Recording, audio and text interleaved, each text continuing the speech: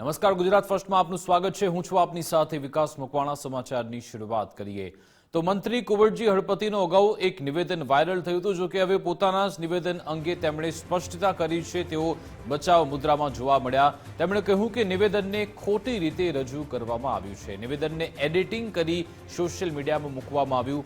જાહેર મંચ પરથી કરેલું નિવેદન એડિટેડ હોવાનો મંત્રીએ દાવો કર્યો છે। ધારાસભ્ય ચેતર વસાવાએ મંત્રીના દાવા પર વળતો પ્રહાર કર્યો।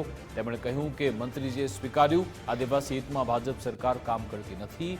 સરસ્વતી કુંવરજીના કંઠે બેઠી અંદરની વાત બહાર આવી ગઈ તેવું ચેતર વસાવાએ કહ્યું। મંત્રી કુંવરજીએ આદિવાસી વિદ્યાર્થીઓ સાથે અન્યાય કર્યો છે તેવું પણ ચેતર વસાવાએ કહ્યું। આજે પણ કહેવા માંગુ છું, આદિવાસીઓના હિતમાં એક પણ નિર્ણય ભારતીય જનતા પાર્ટીની સરકાર લેવાની નથી। ફ્રી સિપ કાર્ડ ચાલુ છે।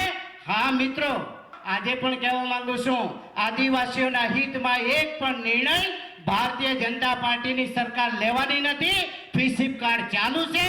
હા મિત્રો, રાજ્ય કક્ષાના મંત્રી કુંવરજી હળપતિ દ્વારા માંડવી ખાતેના એક જાહેર કાર્યક્રમમાં જાણે સરસ્વતીએ કંઠે બેસીને એમની જે અંદરની વાત હતી તે બહાર મૂકી છે એવું અમને લાગે છે। એમણે પોતે સ્વીકાર્યું છે, આદિવાસી સમાજના હિતમાં ભાજપે ક્યારે નિર્ણય લીધો નથી અને લેશે નહીં।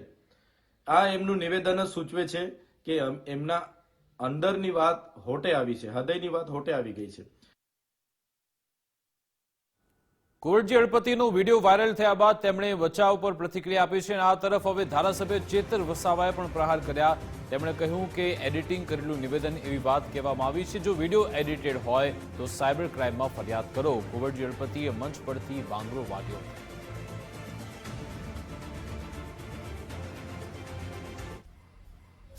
કાર્યક્રમમાં મારો વિડીયો જે મૂકવામાં આવ્યો છે એડિટિંગ કરીને, એ ખરેખર સત્યથી વેગળો છે।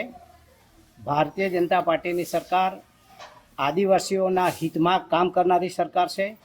આદિવાસીઓને નુકસાન થાય એવું એક પણ કામ ભારતીય જનતા પાર્ટીની સરકાર કરવાની નથી। અને આજે પણ કહું છું કે હિન્દુસ્તાનના સમગ્ર રાજ્યમાં ગુજરાત એક એવું રાજ્ય છે કે જેણે સૌપ્રથમ પહેલી વખત ફ્રી સિપ કાર્ડ આદિવાસીઓના વિદ્યાર્થીઓને ડૉક્ટર બનવા માટે, એન્જિનિયર બનવા માટે, નર્સિંગ કોર્સ બનવા માટે આ યોજના ચાલુ કરવામાં આવી હતી। ત્યારે એમણે પછી ફેરવી તોડ્યું છે કે આ એડિટિંગ કરેલું છે। તો એડિટિંગ કરી હોય તો સાયબર ક્રાઇમમાં તમે ફરિયાદ નોંધાવો, દૂધનું દૂધ અને પાણીનું પાણી થઈ જશે। એમણે બીજી વાત કીધી છે કે ચૈતર વસાવા આનંદ પટેલ વિધાનસભાના ગૃહમાં બોલતા નથી, ત્યારે એ સમગ્ર ગુજરાત જાણે છે અમે વિધાનસભામાં લોકહિતના કેવા કેવા પ્રશ્નો ઉઠાવ્યા છે। પણ સમગ્ર દેશની તમામ રાજ્યોની વિધાનસભા લાવી છે, લોકસભા, રાજ્યસભા લાવી છે। ગુજરાત સરકારને ગુજરાત મોડલનો પોલ ખુલી જાય એનો ડર સતાવે છે। એટલે ગુજરાત વિધાનસભા લાઈવ ન હોવાના કારણે અમારા અંદરના બોલેલા પ્રશ્નો હોય કે અમારા વક્તવ્ય હોય બહાર આવી શકતા નથી।